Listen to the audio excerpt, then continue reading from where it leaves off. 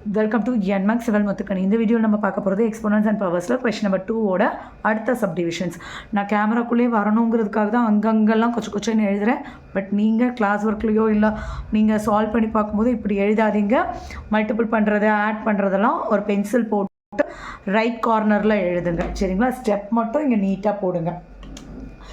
3 power minus 7 divided by 3 power minus 10 whole into 3 power minus 5. So இது a power same base a power n divided by a power n ன்னு இருக்குன்னு வச்சுக்கோங்களேன். இது m, இது n. 3 power minus 5 நம்ம எப்படி போடணும்? a power m minus n. ஓகேவா? அதுக்கப்புறம் என்ன ஆகும்? மைனஸ் இன்ட்டு மைனஸ் ப்ளஸ் 10 ஆகிடும். இங்கே 3 power minus 5 அப்படியே இருக்கட்டும். இதை சால்வ் பண்ணால் 3 power 3, 10ல் 7 போச்சுன்னா 3, பெரிய நம்பருக்கு முன்னாடி ப்ளஸ் இருக்கிறதுனால ப்ளஸ் 3. So 3 power minus 2. இப்போ இது எப்படி இருக்குது? a power m into a power n இருக்குது. அப்போ நம்ம அதை எப்படி எழுதுவோம்? m ப்ளஸ் n இருக்கும்.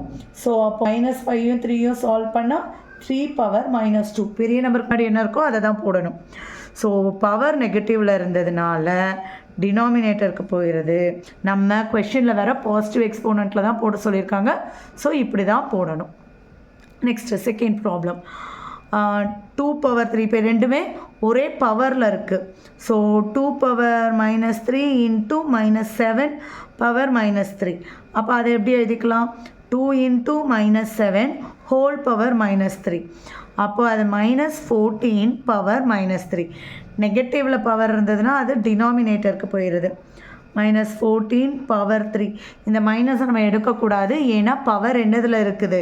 ஆட் நம்பரில் இருக்குது. ஸோ நெகட்டிவ் கேரி ஆகும்.